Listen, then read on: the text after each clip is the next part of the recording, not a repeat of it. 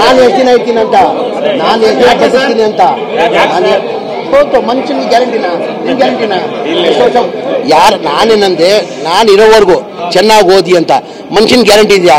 ನಾನು ಇಲ್ಲಿಂದ ಆಚೆ ಹೋಗ್ತೀನಿ ಅಂತಾನೂ ಗೊತ್ತಿಲ್ಲ, ಯಾರು ಎಲ್ಲಿ ಹೋಗ್ತಾರೆ ಅಂತಾನೂ ಗೊತ್ತಿಲ್ಲ. ಈಗ ಏನಾಗಿದೆ, ಮನುಷ್ಯನ ಒಂದು ಸಮಯದ್ದು ನಾವು ಹೇಳೋಕ್ಕಾಗಲ್ಲ, ಇದ್ದಾಗ ಹೋಗ್ಬಿಡ್ತಾರೆ. ನಾನು ಇರೋವರೆಗೂ ದೇವ್ರು ನನಗೆ ಅವಕಾಶ ಕೊಟ್ಟಿದ್ದೇನೆ, ನಾನು ಇರೋವರೆಗೂ ಚೆನ್ನಾಗಿ ಓದ್ತೀನಿ.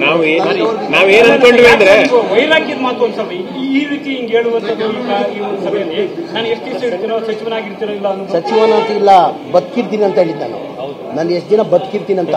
ಮನುಷ್ಯನ್ ನನ್ಗಂದ್ರೆ ನಾನು ದೇವ್ರ ಭಕ್ತ, ದೇವ್ರ ಮೇಲೆ ಭಕ್ತಿ ಇರೋನು, ನಾನು ಹಣೆ ಬರೋ ಮೇಲೆ ನಮ್ಮವನು. ಒಂದು ಸೆಕೆಂಡ್ ನನ್ನ ನಂಬಿಕೆ ಇಲ್ಲ. ನನ್ನ ಹಣೆ ಬರೋ ಎಷ್ಟು ದಿನ ನಾನು ಬದುಕ್ತೀನಿ ಅಂತ ದೇವ್ರು ಬರೆದಿರೋದು, ನಾವು ನೀವು ಬರೋಕ್ಕಾಗಲ್ಲ. ನಾನು ಒಂದು ಸೆಕೆಂಡ್ ನಾನು ಇವತ್ತು ಇಲ್ಲಿಂದ ಆಚೆ ಹೋಗ್ತೀನಿ ಅಂದ್ರೂ ಗೊತ್ತಿಲ್ಲ ನನಗೆ. ನಾನು ಈ ಕಾರ್ಯಕ್ರಮದಲ್ಲಿದ್ದೀನಿ, ನಾನು ಆಚೆ ಇರೋವರೆಗೂ ಒಳ್ಳೆ ಕೆಲಸ ಮಾಡಿಬಿಟ್ಟು ಹೋಗ್ಬೇಕು. ಮನುಷ್ಯನಿಗೇನು ಹೋಗುವಾಗ ಏನೂ ಓದ್ಕೊಂಡು ಹೋಗಲ್ಲ, ನೀವು ಯಾವ ಆಸ್ತಿನೂ ತೊಗೊಂಡೋಗಲ್ಲ, ಎಲ್ಲ ಬಿಟ್ಟು ಹೋಗ್ಬೇಕು, ಎಲ್ಲ ಇಲ್ಲೇ ಬಿಟ್ಟು ಹೋಗ್ಬೇಕು. ಹೋಗುವಾಗೇನು ನಾನು ಎಲ್ಲರಿಗೂ ಒಂದೇ ಹೇಳೋ ಸಲಹೆ ಕೊಡೋದು ಏನಂತ, ನಾವು ಸತ್ತ ಮೇಲೆ 4 ಜನ ಕಣ್ಣಲ್ಲಿ ನೀರಾಗಬೇಕು.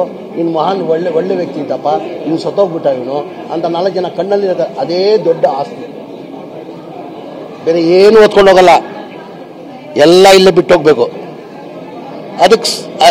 ಅದಕ್ಕಂತ ಹೇಳಿದ್ದು ನಾನು. ಇನ್ನೊಂದು ಮಾತು ಹೇಳಿದ್ರಿ ಸರ್, ಈಗ ಮುಂದಿನ 4 ವರ್ಷ ಸರ್ಕಾರ ನಮ್ದೇ ಇರುತ್ತೆ, ಅಲ್ಪಸಂಖ್ಯಾತ ಸಚಿವನಾಗಿ ನಾನೇ ಇರ್ತೀನಿ ಅನ್ನೋ ವಿಶ್ವಾಸ ಇದೆ ಅಂತ. ಇಲ್ಲ, ನಾನು ಇದೀನಿ, ಆಲ್ರೆಡಿ ಇದೀನಿ, ನಾನು ಇರ್ತೀನಿ ಅಂತ ವಿಶ್ವಾಸ, ಅದು ಹೇಳಿದೆ ನಾನು ಇರ್ತೀನಿ ಅಂತ. ನಮ್ಮ ಸರ್ಕಾರ ಇನ್ನು 4 ವರ್ಷ ಇದೆ, ಈಗ 1 ವರ್ಷ ಕಂಪ್ಲೀಟ್ ಆಗಿದೆ, ಇನ್ನು 4 ವರ್ಷ ಇರ್ತದೆ.